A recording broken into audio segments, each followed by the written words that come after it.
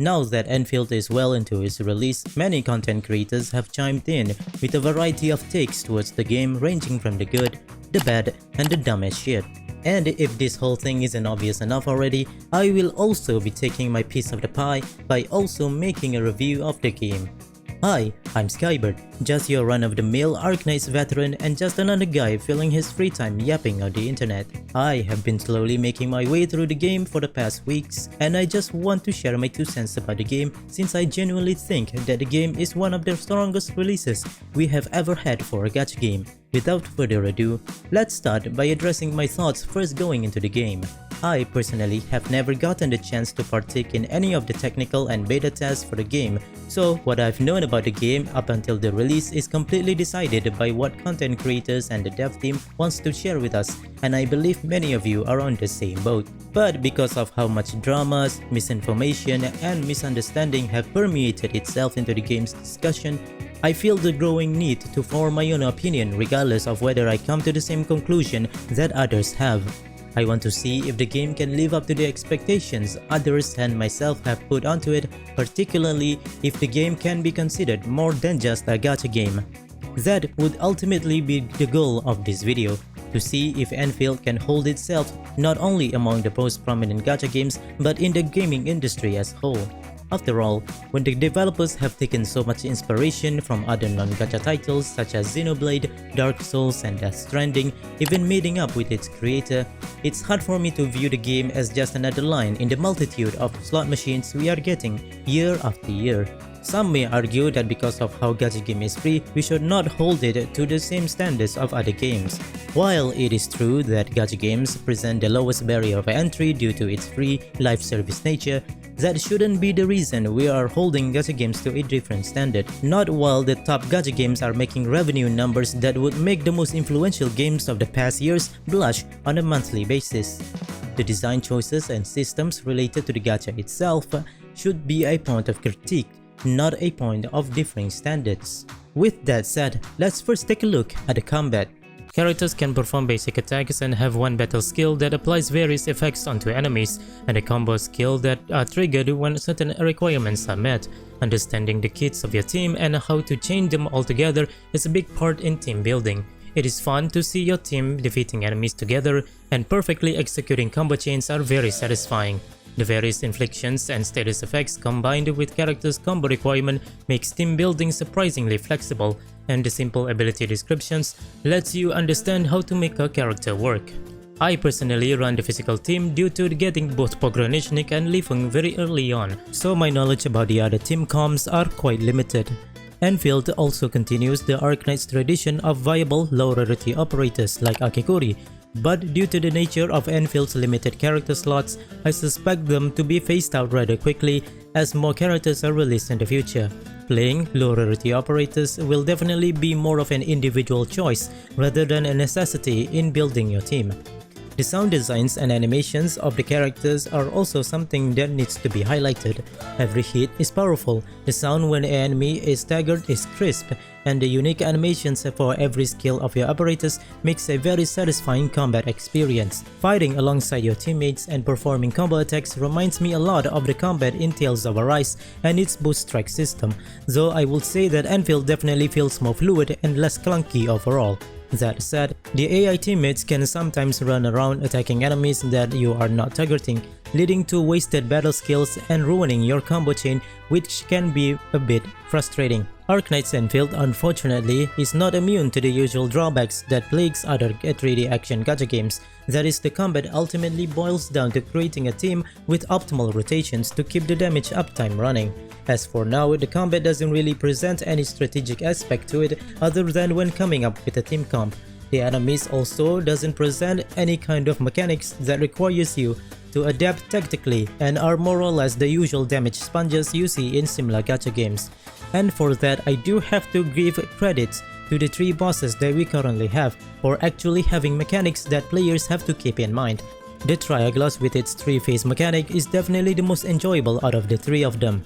So the combat system is ultimately rather simple, so I can see why others want the combat to be more strategically complex, like how the game is advertised. I personally don't really mind the combat as is, even though I would like the combat to put more emphasis on strategic positioning and better implementation on how the AI companions operate during combat. For now, the combat is just alright. Let's move on to the gacha system. By now, most of you have already watched a video or participated in threads online explaining how the gacha system works, so I'm not gonna go on about the system yet again. I am practically tired of the discussion of whether the system is good or bad. For that reason, I'm not going to spend too much time talking about it. Personally, I think the system is neither the best system in the industry nor is it the worst, as others have claimed it to be. A raid-up character is guaranteed on the 120th pull, so it is much more generous than the other big gachas, so that is a big plus for Endfield. Though I do have to agree that there is a lot of mechanics built into the system that can definitely confuse a lot of players. I believe the Hypergriff designed the system with the intention of breaking the habit of incremental pulling or building pity that is the norm in other big gachas. For me, the Spark system rewarding players who saved up their currencies are definitely a good thing, as it is teaching players to be wary of their spending. And for players who are going to pull on a banner, the free login reward is definitely going to alleviate a small portion of the cost. However, I do find it a bit weird that it seems to punish players who get characters early, as players will get less arsenal tickets to pull on the weapon banner. Hypergriff seemed to acknowledge this by implementing the urgent recruitment and dossier that is basically just fodder pulls so that players can earn a bit more arsenal tickets, so I guess everything works out in the end. To put it simply, the system wants you to save 120 pulls by implementing mechanics we see within it, but these mechanics, whether by accident or not, has definitely made the gacha system seems unnecessarily complicated. All the weird quirks of the system can be circumvented by saving 120 pulls. But the more important question is, does the game's content gives you enough currency to achieve that number of pulls? As of writing the script, no, the game does not.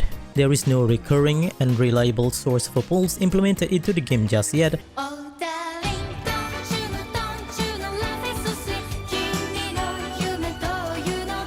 And the currencies we get from weekly and daily missions are abysmally low. How generous the gacha system is hinges on the income we get from these endgame modes. I will have to wait and see how much does the game offer before making a concrete verdict on the gacha system. What I can make a concrete verdict on is how mid the story is in Valley 4. Let's start by stating that the Bone Crushers are very much not an interesting enemy faction. They exist for the sake of having a mob that populates the world that we have to strike down. They don't offer any kind of interesting story or ideas throughout the main story, and any kind of characterization of them exists in the form of the various dehumanizing records that you can find lying around. They are literally just a bunch of mindless enemies that follows Neferith around because Neferith is fighting against the Enmin. Speaking of Neferith, she is also not that interesting. I find her introduction into the story being a line from Wolfguard a bit lackluster, especially after building her to be a grandiose type of villain.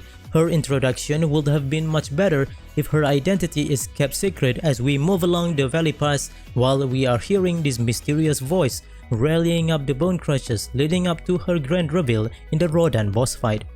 Another aspect of Valley 4 that bogs down its story is its purpose as a tutorial region. The game has to introduce a hell of a lot of systems, mechanics and jargon to new players, particularly for the factory system. This massively ruins the pacing of the story, where it needs to teach you a new thing or two every once in a while. The story itself also doesn't help Valley 4 from being considered good because of how mid it is and by how much admin is glazed throughout the entire thing. Valley 4 serves its purpose in onboarding new players like me into the game but falls short in keeping me interested in it. While the opening segment of the game is amazing and even more so if you are already a fan of the original game, none of the regions of Valley 4 have a particularly interesting story, but I do have to say that the cutscenes and presentation of it is immaculate. The animation, the cadence in the characters' voices and set pieces like the rift opening in the power plant makes the story tolerable enough for me to not just hit the skip button. With that out of the way, let me just say that the various side characters introduced along the way is quite memorable. Ginny, Crow, and Fabian and Eliza Collins, just because I think their name is funny, are some of my favorite out of all of them. In the end, I think Valley 4 is fine as a tutorial region, but is a bit disappointing narratively. Moving on to Wuling, there is a clear improvement to the story, but it is by the virtue that the bar set by Valley 4 is in the Gacha.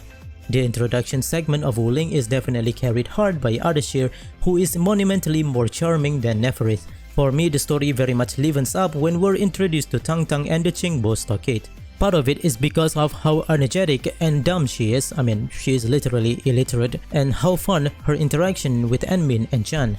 It is also interesting to point out that the Qingbo stockade does not glaze Enmin because they don't know who the fuck Enmin is nor Enfield. The Qingbo stockade does eventually look up to Enmin and the crew, but I think it is fine because we have seen how much Enmin has helped them in their time of need. In Wuling City, however, the glazing starts again after meeting with Zhuang Fangyi, though for now the level of glaze is much lower than in Valley 4. Speaking of Zhuang Fangyi, I do feel like she is more romantically attached to the past Enmin than the current one, and she seems to lament the fact that the Enmin has lost their memories. I think this is very much highlighted in the date segment, in which some people did not like.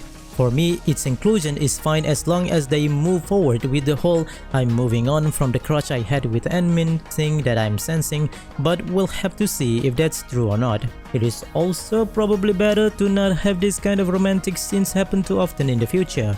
For both of these regions, there is one key player that makes the story much more engaging, and that is our companion Chen. She is a much needed part of the crew that serves as a comedic relief that keeps the pacing fresh even at the cost of her own reputation. I would much rather have her as my companions instead of Paimon from Genshin or Abby from Bua. Now that I'm done talking about the story, let's talk about the exploration and the overworld for both regions.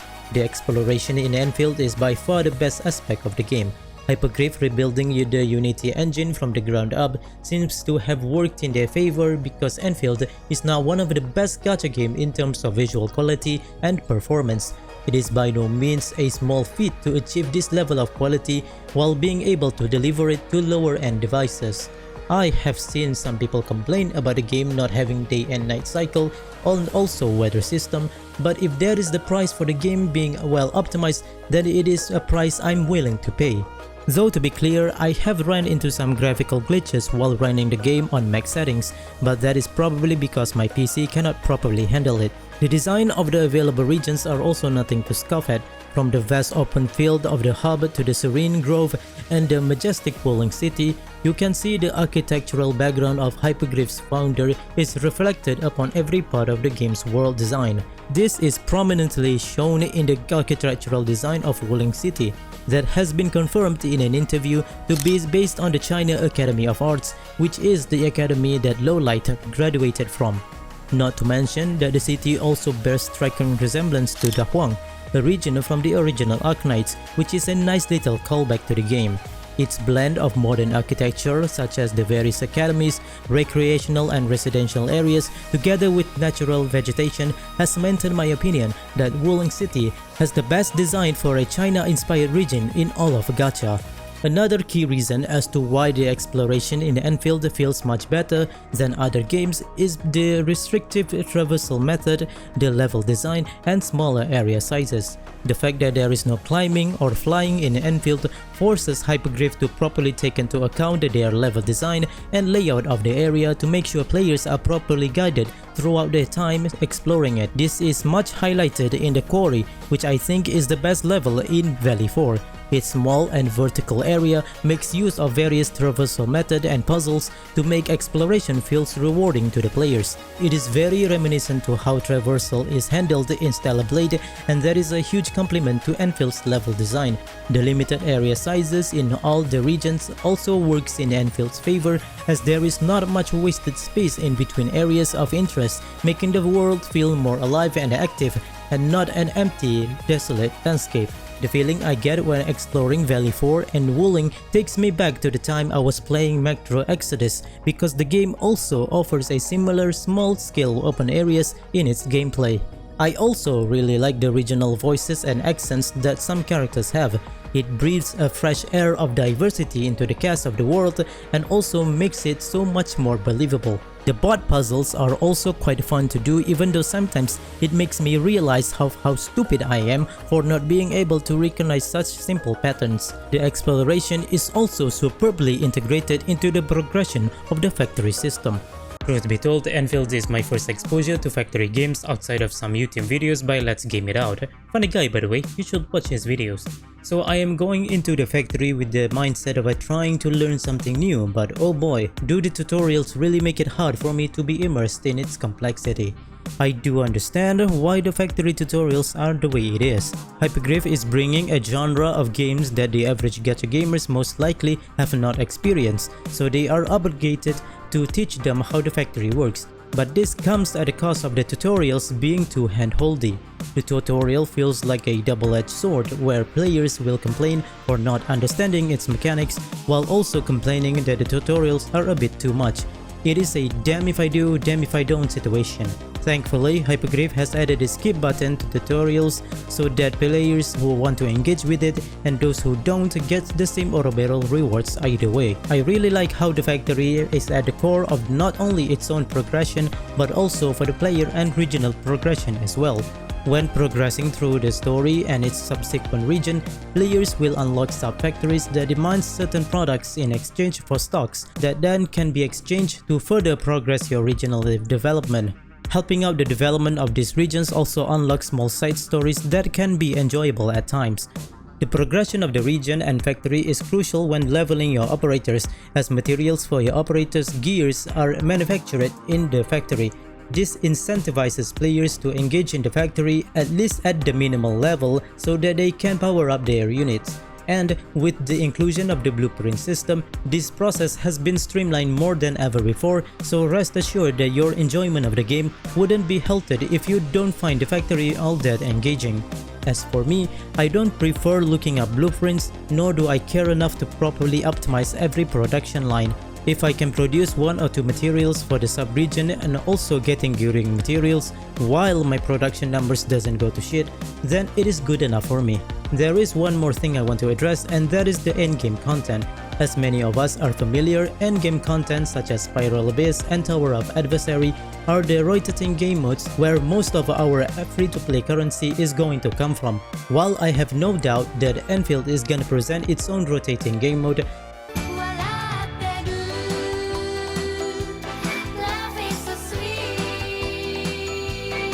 I feel the need to mention that what makes the original Arknights so engaging is its endgame modes that does not offer full currencies whatsoever.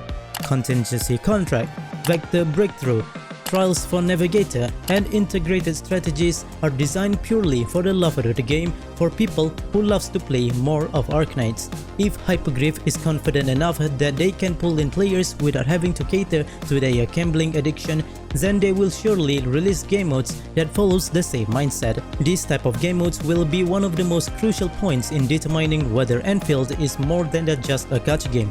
For now, we can only bide our time and wait for what Hypergriff has in store in the future. So, in summary, the combat is simple yet enjoyable, the gacha system can be polarizing to some, the story for now is mid, the exploration is superb, the factory is a unique addition to the genre, and future endgame modes will be pivotal to the game's long-time success. And with all that I've said, is Arknights Endfield more than just a gacha game? I don't think so. Just hear me out for a second. While I do think that Endfield is doing a lot of good things, this does not take away the fact that there are still plenty of systems implemented that make it so very obvious that Endfield is still just a gacha game. From the stamina system, time-gated events, login rewards, and RG stats, these are all the hallmarks of a gacha game that we have seen time and time again. The way you are spending your time playing gacha games will never be the same as when you are playing a AAA title. But this does not mean that Endfield isn't enjoyable at all. In fact, Endfield offers much more contents and activities than a typical gacha game would at release, particularly because of its factory system. Even when players have exhausted all the exploration rewards, dailies, weeklies, and so on, they can still go on and involve themselves in optimizing the factory if they so desire. Much like how in Arknights, players will choose to play integrated strategies after finishing all the main story and side story stages. As I have said before, I really do hope Hypogriff implements game modes where I can do just that. Endfield might not be more than a gacha game, but I'll be damned if it isn't fucking fun to play, and dare I say that it can even hold its ground against the giants of the gaming industry. And with that, thank you for watching. Leave a comment if you disagree with anything I've said, like or even subscribe if you feel like it. This has been Skybird, signing off.